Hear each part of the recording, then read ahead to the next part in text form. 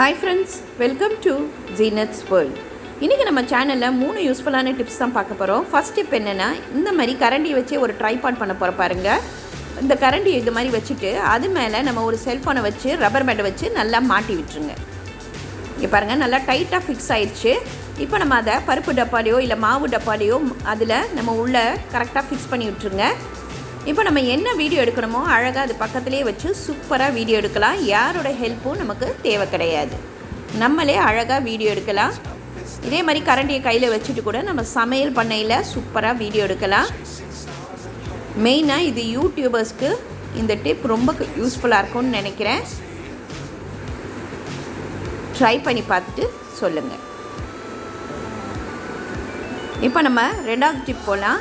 வடை சுடுறதுக்கு இங்கே பாருங்கள், கிளாஸில் நல்லா எண்ணெயை தடவிட்டு இந்த மாதிரி மாவு எடுத்து அதில் அழகாக ஒரு ஹோல்ஸ் போட்டுக்கோங்க.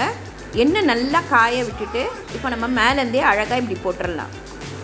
பிகினர்ஸ்க்கோ இல்லை வடை சுடுறவங்களுக்கு இந்த மாதிரி எண்ணெய் தெரிச்சிடும்ன்ற கஷ்டம் இல்லாமல் இந்த டிப்பை நீங்கள் ஃபாலோ பண்ணுங்கள். கண்டிப்பாக உங்களுக்கு ரொம்ப யூஸ்ஃபுல்லாக இருக்கும். இங்கே பாருங்கள், வடை எவ்வளோ சூப்பர் ஷேப்பில் வந்திருக்கு.